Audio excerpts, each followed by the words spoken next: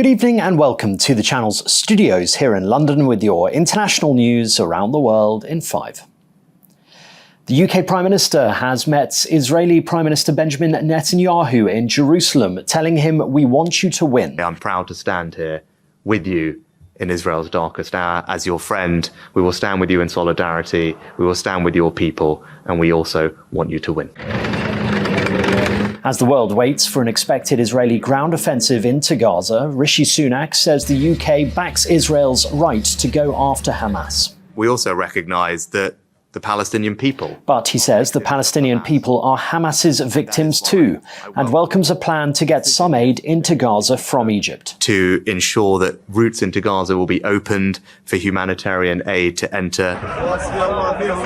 Israel is continuing to heavily bomb Gaza, and hundreds of thousands of people have fled their homes.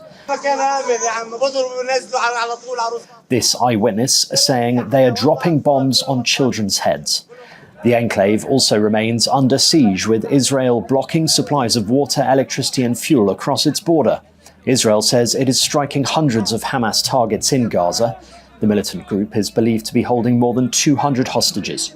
The most serious escalation in the conflict in decades erupted on the 7th of October, when Hamas launched an attack on Israel, killing more than 1,400 people. The health ministry in Gaza says that more than 3,700 people in the area have been killed since then. About 20 trucks carrying food, water and medical supplies may be allowed to enter Gaza in the coming days.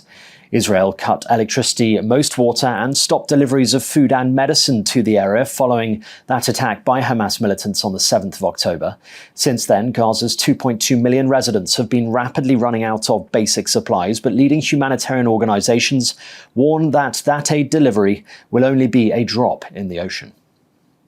Republican lawmakers say they have been targeted by intimidating tactics, including death threats from allies of Jim Jordan, as his bid for the US House of Representatives speakership falters. Several Republicans told reporters they had been subject to a pressure campaign by supporters of Mr. Jordan, who lost a second vote for the gavel on Wednesday. Mr. Jordan, a right-wing Republican from Ohio, has condemned the threats. A hardline conservative revolt ousted the last speaker on the 3rd of October. The American journalist Alsu Komasheva has been detained after visiting her family in the Russian city of Kazan and now faces charges. An editor for the US-funded Radio Free Europe and Radio Liberty in Prague, she was temporarily detained on the 2nd of June. She was detained again on Wednesday and charged with failing to register as a foreign agent, which carries a jail term of up to 5 years. Ms. Komasheva is the second US journalist held in Russia this year. Kenya's President William Ruto has approved controversial legislation that will see the biggest shake-up of the health sector in more than 20 years. His plan revolves around promoting universal healthcare and requires all workers to contribute 2.75% of their salaries towards a new health fund. The government says it will make healthcare more affordable and accessible for poorer Kenyans, but it has proved unpopular with many Kenyans who see it as a new tax.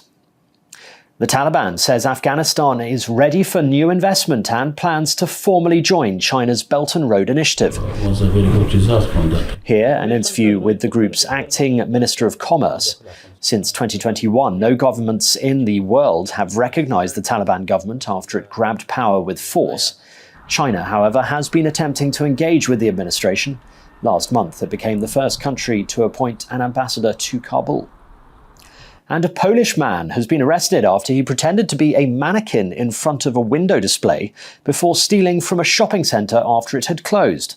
Seen here on the right, stationary and holding a bag, the 22-year-old froze motionless, pretending to be a mannequin in front of a shop window until the centre had closed. On one occasion, the man stole jewellery.